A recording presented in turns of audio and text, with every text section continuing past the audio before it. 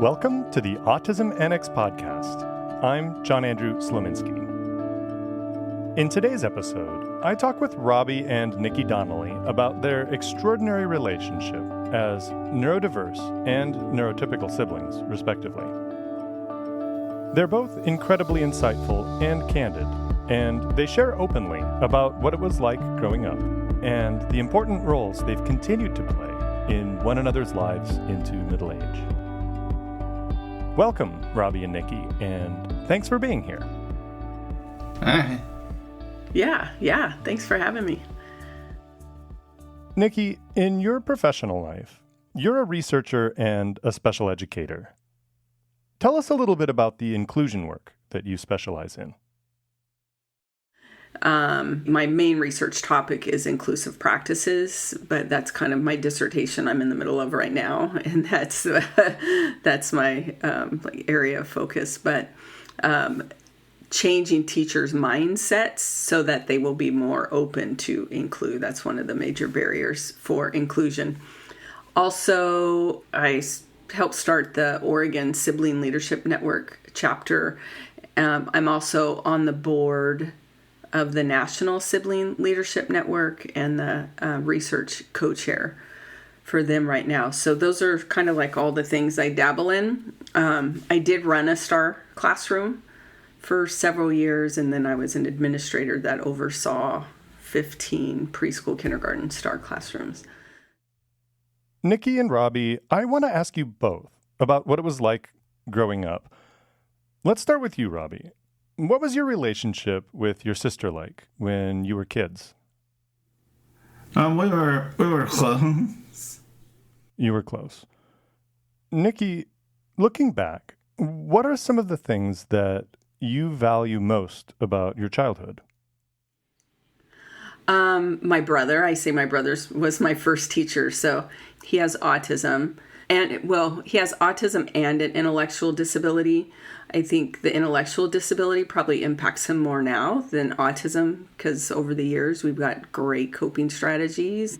But when he was young, he was much more impacted by the autism and was basically non-speaking, I would say, until like age of 5 or so. And so I'm 10 years older than him. So he, I don't know the exact, he was probably 2 or 3 when he was first diagnosed, and he was not first diagnosed with autism. They didn't know what he had because, the knowledge of autism back in 1985 was much not where we are now. Yeah. And they would not give him the autism diagnosis because he showed empathy. So he wasn't diagnosed with autism till he was like 7, I think. But anyways, we knew what it was. But he was, the self-injurious banging his head. He had the permanent knot. Our house was on lockdown, basically, and someone had to have eyes on him at every second of the day. And, we had the locks up high on the doors because where we lived, there was like a spur train track, and, stereotypically he was obsessed with trains and would just bolt out the house and down the street to run to the train tracks. So, we were like always on high alert. But when he was young and interventionists were coming to the home, I really got to play. I learned a lot there. They included me in some of the therapies they were doing with just learning how to help him develop his speech and so forth. And you're a young teenager here, and you and Robby end up becoming pretty inseparable. Yeah, so I was, you figure I'm probably, 13, 14 at this time. Now, I have a sister who's older, 3 years older than me, so that put her like 16, 17, and she had a car and was gone more. So it was really me at home a lot with him, and I was the babysitter a lot, and because I spent so much time with him, I understood his language best. So I became like his little translator, and he was just attached to me all the time. And he used to go like to the zoo with me and my girlfriends. Once I started, driving our friends, they just all loved my brother, and so he spent a lot of times. He was just welcome kind of wherever I went. And yeah. And then we started traveling more together. He loves country music and rodeos, and so we'd go travel. I was living in California at the time, but we'd travel all up and down California. To Chris Ledoux is our favorite. He was just my sidekick most of my teenage years, so. Robby, what were some of the adventures you and your sister had when you were kids? Well, we went to theme parks and did road trips. What was the theme park that we used to go to? Magic Mountain. Magic Mountain, in near kind of Southern California. Yeah. Area. Yep. When you were little, we used to go rent a car. Yeah, But what kind of car? Convertible. Convertible. Yeah. Yep. And where are some places that we went? Do you remember? We went to Vegas and Reno. We went to Vegas and Reno. Yeah. And we did also go to Denver. Yeah, we went to Denver. Yeah, but Vegas and Reno were more fun, I'm sure, than Denver, huh? Yeah. What do you call Vegas? My spending zone. My spending zone, he says. Nikki, when you're talking with other people about their childhood experiences as a neurotypical kid with a neurodiverse sibling, do you find that your and Robby's experiences are unique, or is that pretty much par for the course? Yeah, and I'm very involved in the sibling community, and I find there are several people that mirrored that I've met, but a lot of people that were closer in age to their siblings, so they had a very different experience, where I had pretty much a typical childhood until I was 11-ish, and then, so I feel like I was a little more aware. I never remember having a conversation about it, like my brother having a disability. It was just my brother, and I loved him, So, but yeah, definitely unique experiences growing up in a household like that. So benefits and challenges, both. So you shared this unique childhood where you're separated by about a decade. And I imagine that your family had a really big part in shaping that. What were things like at home for you and Robby? My family is absolutely incredible, inclusively. He was never different. And my mom actually will say that was the best thing that ever happened, is him not getting the true diagnosis till he was 7, because she never changed her expectations of him. We had a big family. We all lived in the same community where I grew up, and there would be 50 of us at my grandparents' house for any holiday or birthday or something, and he was always there and included. And so nobody really treated him different. So now, there were very clear issues with, when younger cousins, and with him biting them all the time. And, we had to accommodate. It wasn't all rose gardens, but, yeah, it was just kind of the nature of my family. You mentioned that you were involved in some of Robby's therapies when he was little and you were a teenager. What do you remember from being part of that? Yeah, I remember, I just specifically, I'm assuming that it was a speech pathologist, or, somewhere in the speech realm where like he would go to the cabinet in the kitchen when he wanted something to drink, and he'd put his hand up and point, and the therapist would tell me, like, imitate the word cup for him. If you know, because I knew what he wanted, you know, I could read him like nothing. And so that's the one like kind of core memory that stands out to me. I remember just playing a lot. I know there was intention, you know, I'm an early interventionist. So I know that there was intentionality behind all of the play.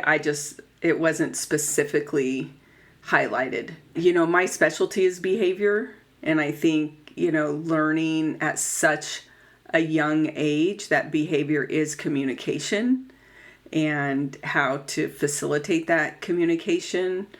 You know, when I went into the field of early ed, I was like, wait, like everybody doesn't understand this? You know, it was just absolutely second nature to me. There was a time when the two of you lived together as adults. And Robby, you had a big responsibility. What was that? And we used to live together. I think it was run the car through the car wash. Oh, yeah, we used to go to the car wash a lot, huh? Yeah. Yeah. Yep. Robby likes cars, too. Yeah. We call Robby when he lived with me, he was my fleet manager. Yeah. And then he moved to Alabama with my parents, and now I have to pump my own fuel, and I have to monitor my own, go to service appointments by myself. Yeah. I want to ask you more about that period of time when you're living together. What was your family dynamic like at that point? You know, my kids grew up with him, and probably 2010, 2011, I was actually looking to buy a house. My parents were preparing to retire. So we actually we called it our compound together, where there's like the big main house, and then there was a 1,200 square foot apartment on the same property. My parents moved into the apartment, and Robby moved in with me and my kids. So my daughter was probably a freshman, and my son my daughter's probably 14. My son was 12 at the time. So all of their teenage years, he lived with us. So we did that intentionally, you know, so that when my parents retired and they wanted to travel, my dad drove truck, and they had bought this truck in this very luxurious, I call it condo on wheels, to travel through their retirement with. And they did. They were gone months and months and months at a time. So we did not have to disrupt Robby. He lived with me, you know, basically, and in my house, and then my parents could travel whenever they wanted to, and things were taken care of. What did it mean to your family to have this arrangement where your parents have the freedom to travel? There's this unique opportunity for multi-generational living, and you're all contributing to a consistent way of life for Robby. It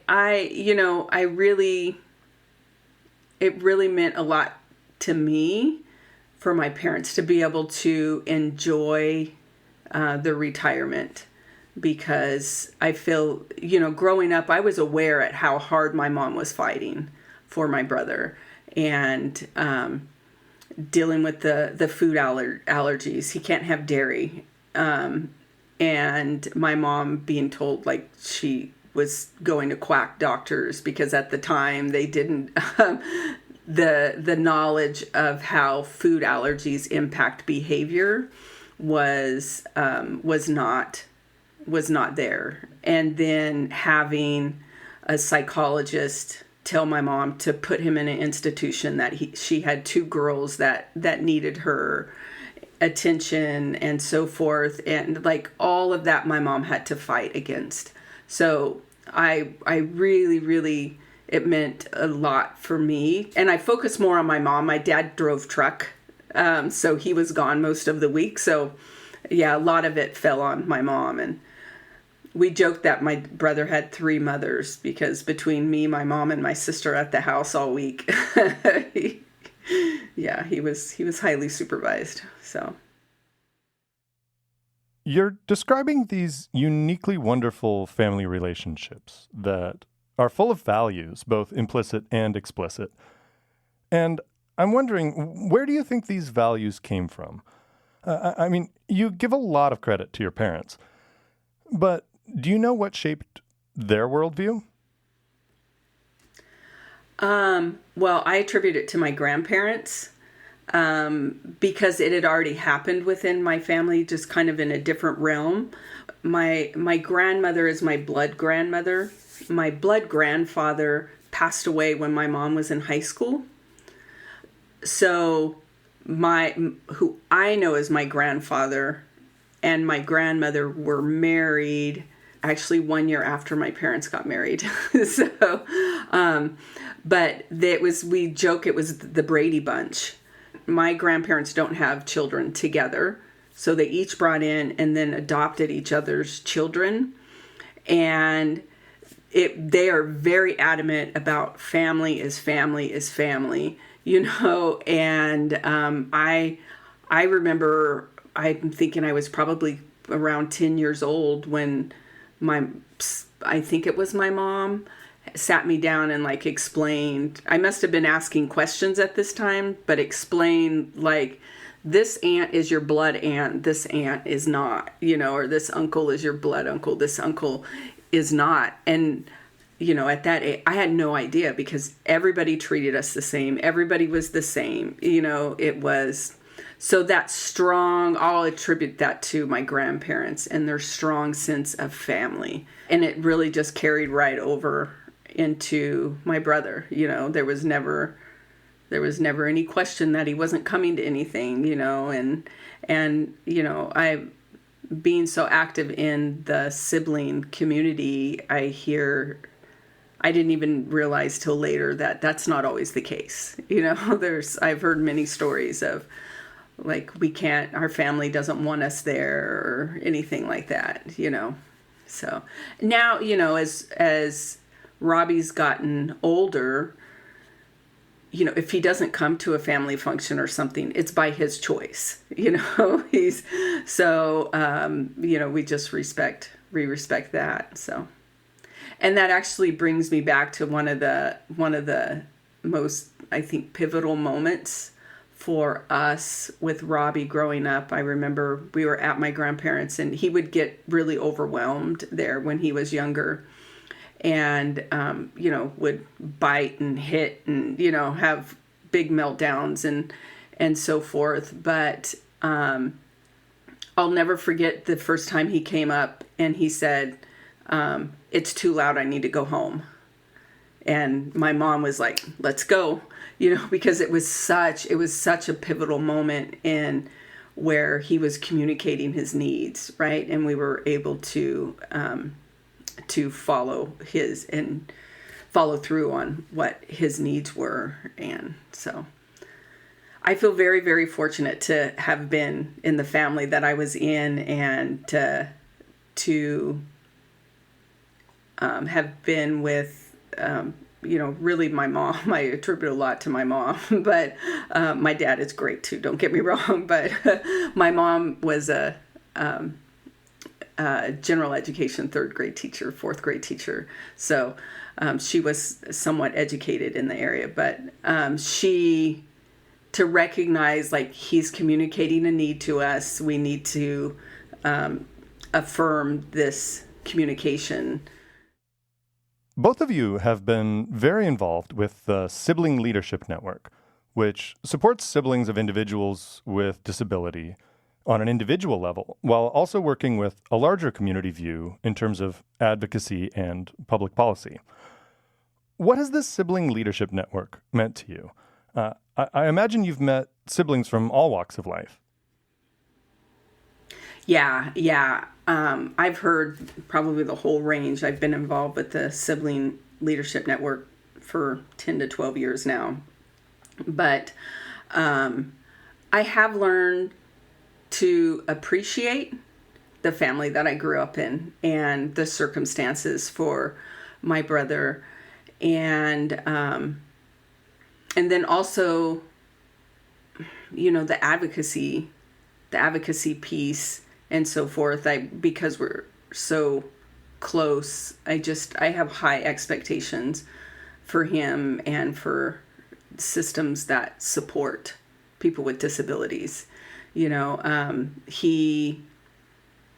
doesn't have a job. He doesn't, he was right on like that first wave of the increase of autism. So the supports weren't there. A BCBA wasn't even a thing yet, and there just was not, as he was aging out of the school system, the supports to help him transition into a job. He could have held a job. He could have had a very meaningful job. But so coming together as a sibling community has really helped me in focusing that advocacy and so forth, because we all want quality systems to care for our siblings, and a very small portion of that is selfish, because we as siblings end up being the ones either caretaking, care managing, whatever. As our parents age and can no longer have that role, we tend to take that on. So we've fought for like siblings to be included in Family Medical Leave Act, right? We're not in every state, right? So I feel, And Oregon does. Yeah. Oregon is, I just moved here a year and a half ago. That was the first thing I asked in my onboarding at HR, like, does that include siblings? And they're like, I don't know. Nobody's ever asked me that question. So I went and looked it up, and it does. So, but yeah, there's states. I mean, I could not imagine having if my brother was medically fragile or something, and I was always having to, do hospital stays or anything like that. And I mean, I wouldn't be able to work. I mean, I've learned so much about myself from being connected with the sibling community. And there's been a ton of research done on us and learning the traits of us as siblings, some of the good traits that we have and some of the maybe not so positive traits that we have. Does anything ring true for you from this sibling research? So probably the biggest thing for me is, I think because I was a little bit older, I was very sensitive, and I saw really how exhausted my mom was in fighting for my brother, working full time, and, and she was essentially a single mom during the week when my dad wasn't there. So, which I don't fault my dad at all. It was his job. That's what he did, so, but she was exhausted fighting for services for him. And, I think I saw that. I don't ever remember really being aware of that at the young age, but as I've gotten older now and I've learned a lot, one thing that I've learned about myself is I really have a hard time asking for help, right? And I think that stems back to knowing that my mom was exhausted and I didn't want to be any more of a burden, and again, this was all subconsciously. Never did I think this at all. But now I've had to really, really consciously work through, it's okay to ask for help. And then to let those know around me, hey, if I ask for help, it's kind of a big deal. So you can't just be like, oh, I don't have time or something. You need to stop and be like, I would really like to do that, but here's, kind of thing. So, cause I can be super sensitive to that. I'm way better than I used to be, but before I learned about the sibling traits, I just thought people were rude, or not everybody doesn't people will just throw around asking for help like it's nothing, like I didn't understand how I was different. So you've had this process of self-discovery as a sibling. What do you then tell others who might be new to the Sibling Leadership Network and starting to make their own discoveries? Yeah. We have like a whole 1 hour, hour and a half presentation that we do on all the sibling traits. There's always the big one about, being parentified when, having to help. But that's also, taken to the extreme, it's parentification. But taken as the positive, we're mature, we can handle responsibility, we can.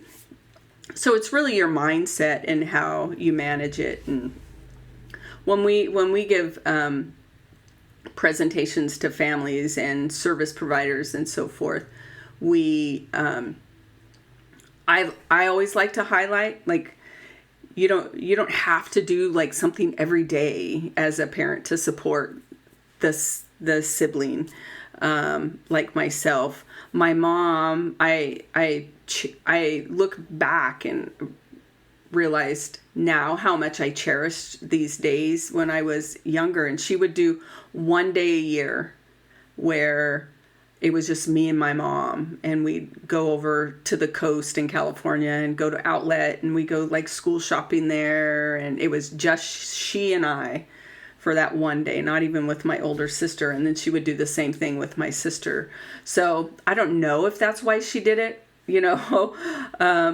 if she had that parent guilt that most of her energy was going toward my brother, rightfully so, but I don't know. I will have to ask her that when she comes. But I tell parents that, for me, it was just 1 day a year that I knew my mom would see me as me and not like the helper or the older sister or the so forth. So, yeah. And there's an entire ripple effect through your family, right? It's a lot because, my daughter, I had to sit her down at 8 years old and tell her what a disability was because she grew up around mom coaching Special Olympics her whole life, right? And she always wanted to do Special Olympics, and I told her you had to be 8. And then at 8 years old, I had to tell her, like she literally saw no difference. So, and she's now in the field. She's a school social worker. So I'm curious, what did you tell your daughter at that time? Just that people's brains are different, and there's just differences in what a disability means, that some people can't do things like other people did. Now that's 20 years ago. I would probably explain it much different now, but still that brain's different. Same way where when Robby started coming and speaking at university classes that I taught with me, and we still do, but I had explained to him what autism was. Nobody had ever sat Robby down and said, hey, you're autistic. And I use the word autistic because that's what he's identified as. So I've explicitly asked him, do you want to be, I said, to you, you're just my brother. But when I introduce you in this context of talking about autism, do you want me to say you're my autistic brother or my brother with autism? And he said, I'm autistic brother. So brother with autism. Oh, okay. Maybe it changed, huh? Yeah. You used to tell me that you wanted me to call you my autistic brother. Yeah. But now it's my brother with autism? Yeah. Okay. Good to know. I will change that then, huh? Yeah. I will start referring to you as my brother with autism. Yeah. But I much just prefer to refer to you as my brother. Yeah. Robby, when you go to conferences or you go to universities with Nikki, what kinds of things do you do? I give like public speeches. Public speaking? Yeah, public speaking. Yep. And what do you talk about? I make a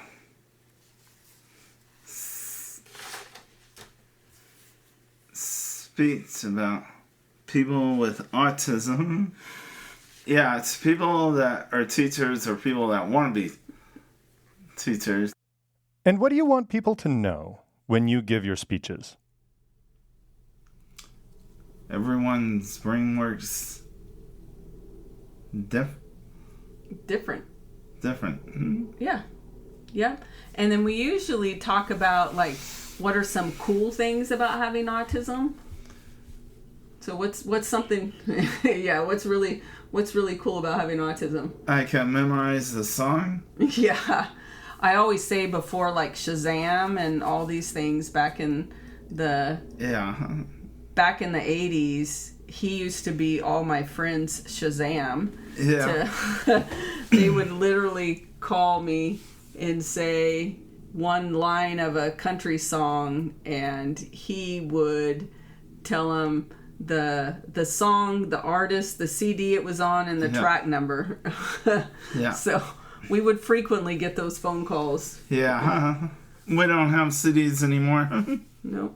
Those are some of the cool things. What's something that you would like to do that you can't necessarily? Something not cool about having autism? Well, I can't drive I can't get a license. Yeah. It's because your autism. Yeah. For you and your brain makes Yeah. it so that you can't get a car or drive a car, huh? Yeah. Well, you can drive a car perfectly fine, but you can't get a license. No. Yep. Years after you first started traveling together, you still take trips, and I understand you had a big trip to the Sibling Leadership Conference a few years ago. What was that like? We did a trip where we flew into Minneapolis and went to the Sibling Leadership Network conference, and they had a 2-day conference every other year. So we flew into that, and then he loves trains still, and he loves cars, especially Ford trucks. And so we flew into the conference, and then we took Amtrak to Chicago. We did a couple days in Chicago, and then we took Amtrak furthermore into Detroit and did the Ford factory. And yeah, it was just like his dream trip.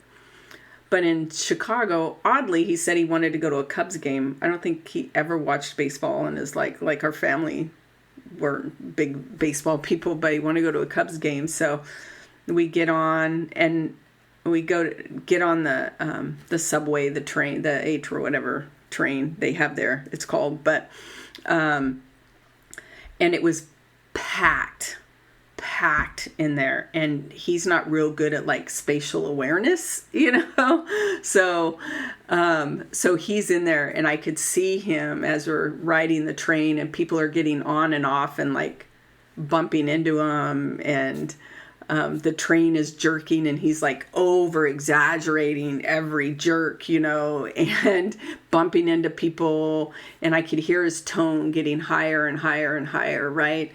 And it's a Robby that is very, very rarely seen when he starts to get escalated now as a 40-year-old man. But I was like, oh shoot, I had to turn back on that educator mode and start looking for supports for him in this situation. And, I quickly started scanning the train car for visuals and found the visual of like where each stop was. And so I pointed out to him, we're here and we're going to go here, so we have 5 more, and just like, this is just all you got to do is hold it together for this long, but then we're off. So then it just switched to whenever we went to a stop, he would just loudly on the train announce the name of the stop that they were out at, and 3 more to, whatever stop we were getting off at. But yeah, so that was kind of a a little bit of a wake-up call for me as an adult with him that, oh, that's still in there, when he is pushed and is in a new situation and doesn't know how to get out of the situation. He would still be pushed to that. That can come. So we left the game early, so the train ride back wouldn't be so bad. But Robby, what was your favorite part of that trip with Nikki? The Henry Ford Factory Museum. Yep, we did the factory tour. Remember do you remember what they were doing at the factory? They were making Ford Via. Uh-huh. Awesome. Yep. You got to watch them build the trucks. Yeah. Do you remember what it was that they built it on? Assembly line. Uh-huh. Yeah. What should someone do if they want to connect with the Sibling Leadership Network? There's the National Sibling Leadership Network, and that's siblingleadership.org is the website. Then underneath that are all of our state chapters, right? There is not yet a chapter in every single state. There was not one in Oregon until I came here. So we've been around about 1.5 years now in Oregon. But before that, I was really involved in California. If there isn't a chapter, then if you're a sibling, you want to start one. That's what I did. The odds are that if you reach out to the Sibling Leadership Network, the odds are there's probably people in the state that have expressed interest, and they can reach out to get connected. Nikki, how would you describe the impact that Robby has had on your life? Robby keeps it real for me, right? And if I'm wrong about something, he'll tell me. Yeah. Right? And I just think overall, he's just such a kind, happy guy. Yeah. To be around, Our relationship and growing up with Robby has really taught me a lot about what's important in life. Yeah. Seeing him, work so hard at learning to advocate for yourself, remember? Yep, advocate. Yep. Just, learning to talk was a big challenge. Yeah. For Robby. And I tell him, because of him, I'm in the field that I'm in, and everything I know I learned from him, so I have lots of education also, but really he taught me everything that I know. Yeah. And now I get to go help other families, and it's all because of you. Yeah. Yeah, see all these people in the world you helped, huh? Yeah. Yep. My guests today have been Robby and Nikki Donnelly, brother and sister extraordinaire. If you want to learn more about the Sibling Leadership Network, visit siblingleadership.org. Nikki, Robby, thank you both so much for the conversation today. All right. Bye. Bye. You've been listening to the Autism Annex podcast, presented by Star Autism Support. I'm John Andrew Slominski. If you haven't yet subscribed to the podcast, I'd invite you to do so and to share the podcast with someone who you think would enjoy it too. We have an exciting lineup of episodes coming soon. Next month, I'll be speaking with Dr. Temple Grandin about her research, writing, life story, and more. I hope you'll join us. In the meantime, take good care of yourself and one another.